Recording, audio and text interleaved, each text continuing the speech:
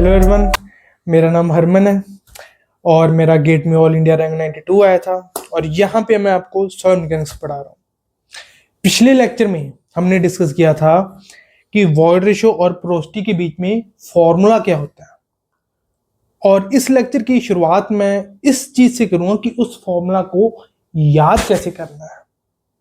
देखिए, void ratio का जो हमने फॉर्मूला किया था in terms of porosity, that was E is equal to n by 1 minus n। ठीक है, E is equal to n by 1 minus n। और जो हमने पोरोसिटी का फॉर्मूला किया था in terms of void ratio, that was n is equal to E by 1 plus E।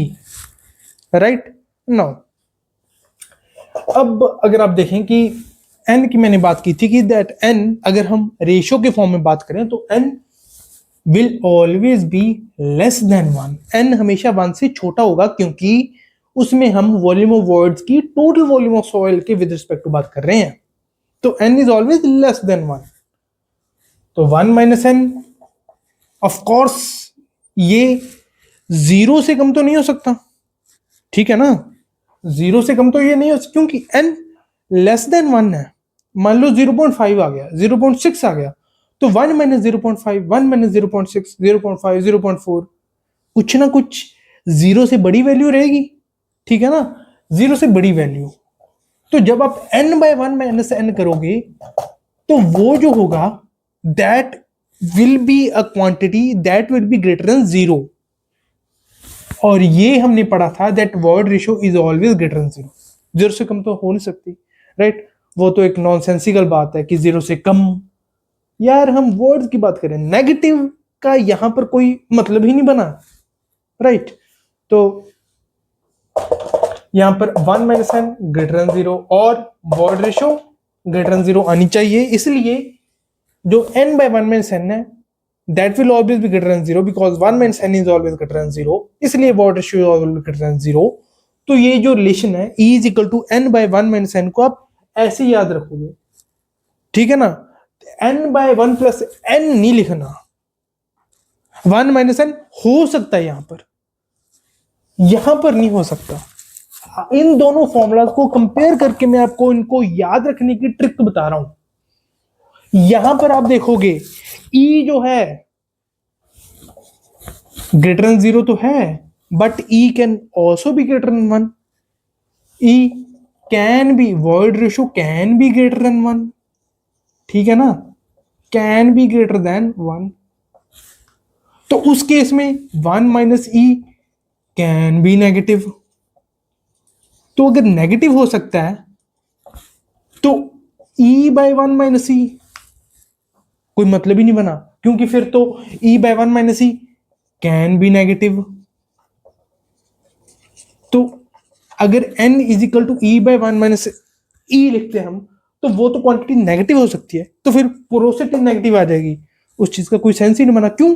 वो दो पॉजिटिव क्वांटिटीज की रेशियो थी। वो पोरोसिटी हमारी वॉल्यूम ऑफ वॉइड और टोटल वॉल्यूम, दो पॉजिटिव चीजों की रेशियो नेगेटिव कैसे आ सकती है? नहीं आ सकती। तो इसलिए this E by 1 minus E ये रिलेशन हो ही नहीं सकता, ठीक है। Always E by 1 plus E ही रहेगा। यहां पर E equal to n by 1 minus n हो सकता है, तो E equal to n by 1 minus n रहेगा और n is equal to E by 1 plus E रहेगा। कैसे आया ये पिछले लेक्चर में हम देख चुके हैं। यहां पर मैंने आपको इस चीज को याद रखने की ट्रिक बताई है, राइट नाउ। अब हम आगे देखेंगे टोटल वॉल्यूम ऑफ सॉइल और वॉल्यूम ऑफ सॉइल्स के बीच में रिलेशन। किसकी टर्म्स में? वो पैरामीटर जो हमने सबसे पहले पढ़ा था, वॉइड रेशियो, उसकी टर्म में। तो चलो देखते हैं। वॉइड रेशियो को हमने पढ़ा है that it is volume of voids to volume of solids, ठीक है, ये हमने पढ़ा है। अब जैसे मैंने आपको तब जब हमने रिलेशन डिराइव किया था पोरोसिटी और वॉइड रेशियो, तब मैंने आपको ये चीज समझाई थी कि जब हमने पहले देखा था कि कैसे करते हैं। जब हमने डिवाइड करना सीखा था, जब हम छोटे से होते थे, तो हमें ये चीज बताई गई थी कि बड़ी चीज को छोटी चीज से डिवाइड करते हैं। जब हमने ऐसे सीखा था 6 ÷ 3 इज इक्वल टू 2। ठीक है, जब हमने ऐसे करके सीखा था तब हमको ये बताया गया था ऊपर बड़ी चीज रखो, जिसको डिवाइड करना है उसको ऐसे, और छोटी चीज से डिवाइड करोगे आप, उसी चीज को कैरी फॉरवर्ड यहां पर भी कर लेते हैं कैरी फॉरवर्ड, नो प्रॉब्लम। ओ, पर यहां पर तो एक प्रॉब्लम है एक प्रॉब्लम, कि यहां पर हम बता ही नहीं पा रहे कि वॉल्यूम ऑफ वॉइड और वॉल्यूम ऑफ सॉलिड में से बड़ा कौन सा है। तो यहां पर हम 1/E कर ले या E कर ले, पता नहीं चल पा रहा हमें। ध्यान दीजिएगा, मैं आपको ये सिखा रहा हूं कि सोचना कैसे है। गेट जैसे एग्जाम में सोचना कैसे है, जो इस चीज को जानता है वो एक एज लेके चलता है हमेशा। ठीक है ना। गेट जैसे ईएस के एग्जाम में इतना ये मैटर नहीं करता, पर गेट जैसे एग्जाम में जो एप्टीट्यूड बेस्ड है उनमें ये चीज मैटर करती है कि आप सोचते कैसे हैं। राइट। तो अब क्या करें, बड़ी चीज को छोटी चीज से डिवाइड करना था, यहां पर पता ही नहीं चल रहा, तो बड़ी बना लो ना, बना लो बड़ी। कैसे? टोटल वॉल्यूम को कैसे ना कैसे इंट्रोड्यूस करने की कोशिश करो इसमें। कैसे करोगे? हाँ, अगर मैं इसमें वॉल्यूम ऑफ वॉइड में वॉल्यूम ऑफ सॉलिड को ऐड कर लूं, तब टोटल वॉल्यूम बन जाएगी मेरी। ठीक है, पर वो कैसे होगा? अब ऐसे रैंडमली थोड़ा ना मैं कुछ भी कहीं पर भी ऐड कर सकता हूं। कुछ तो चाहिए, कुछ तो बेसिस होना चाहिए मेरे पास, तभी होगा। और वो बेसिस क्या होगा?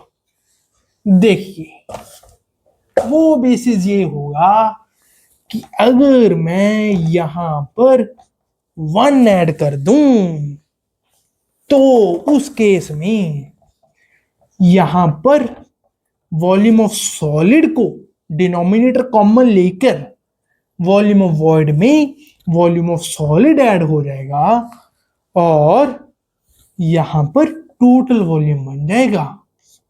वॉल्यूम ऑफ सॉलिड तो नीचे है ही है। अब बड़ी चीज छोटी चीज से डिवाइड होगी।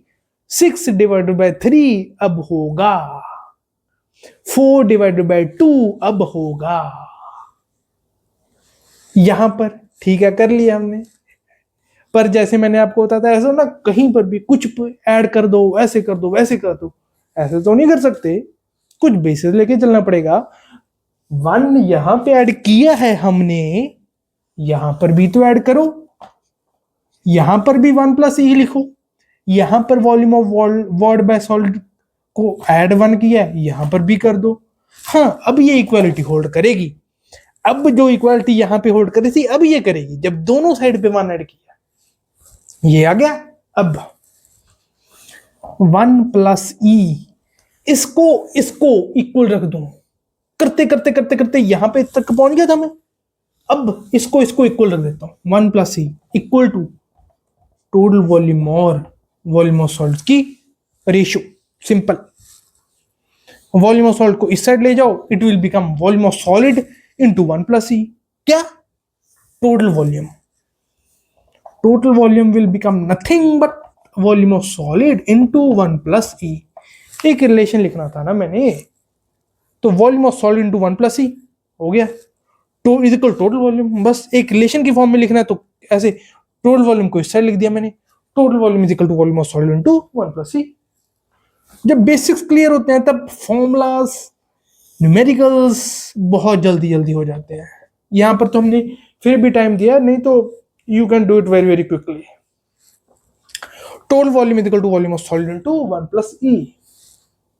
अब इसको मैं ऐसे भी लिख सकता हूं, एक चीज को कान को ऐसे भी पकड़ सकता हूं और ऐसे भी पकड़ सकता हूं, मेरी मर्जी। वॉल्यूम ऑफ सॉलिड को इधर लिख दूं, 1 + E को इधर ले जाऊं। Volume of solid is equal to total volume by 1 + E।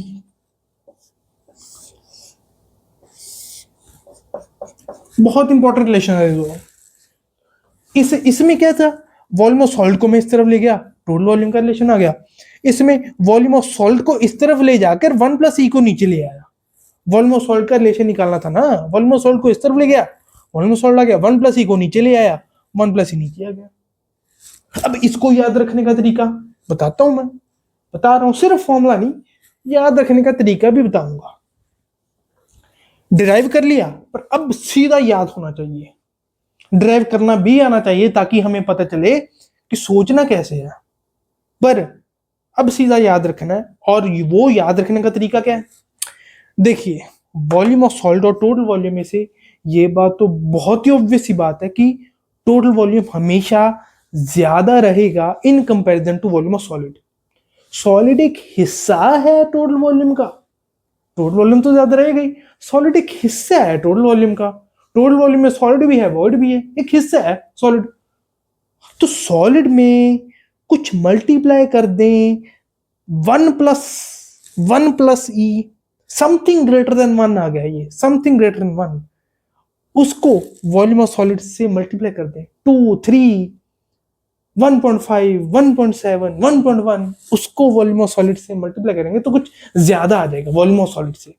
वो ज्यादा क्या होगा? Total volume. वही डिवाइड कर दें उसको, ठीक है ना, 1.3, 1.4, 1.5। अगर टोटल वॉल्यूम को डिवाइड कर दें किसी चीज से जो 1 से बड़ी हो, तो कुछ छोटी चीज निकल के आएगी, वो छोटी चीज है वॉल्यूम ऑफ सॉलिड, ठीक है ना। आप दोनों में से किसी भी फॉर्मूला को याद कर सकते हो, कोई प्रॉब्लम नहीं है, पर 1 प्लस ई इस तरफ ना ले जाकर आप ऐसे ना लिख दो कि volume of solid equal to total volume into 1 plus E, ऐसा गलत फॉर्मूला ना लिख दो। वो आपको मैं याद रखने का तरीका बता रहा हूं, क्योंकि बहुत सारे फॉर्मूलाज होने वाले हैं हमारे पास, प्लेंटी ऑफ फॉर्मूलाज। कंसेप्ट्स पता होंगे, ट्रिक्स पता होंगी, then you can remember all the formulas, ठीक है। कहीं पर कोई कंफ्यूजन भी होगी तो जो मैंने आपको ट्रिक्स बता रहा हूं, जो कंसेप्ट्स बता रहा हूं, उससे आप फॉर्मूला याद रख पाओगे, ठीक है ना। वॉल्यूम ऑफ सॉलिड में से कुछ बड़ी चीज 1 से बड़ी मल्टीप्लाई कर दी, टोटल वॉल्यूम आ गया बड़ा वॉल्यूम ऑफ सॉलिड से। टोटल वॉल्यूम को 1 से बड़ी चीज 1.3, 1.4 डिवाइड कर दिया, टोटल वॉल्यूम में से कुछ कम वॉल्यूम आ गई, जिसको हम वॉल्यूम ऑफ सॉलिड्स कह रहे हैं, राइट। अब आज हम इतना ही करेंगे, नेक्स्ट वीडियो में हम इससे आगे जाके अपने कंसेप्ट्स को और आगे बिल्ड करेंगे। Thank you very much for watching my video. अगर आपको ये वीडियो अच्छी लगी तो जिसको इस वीडियो की ज़रूरत हो सकती है उसके साथ शेयर करके आप इस नॉलेज को आगे फॉरवर्ड कर सकते हैं। Thank you very much.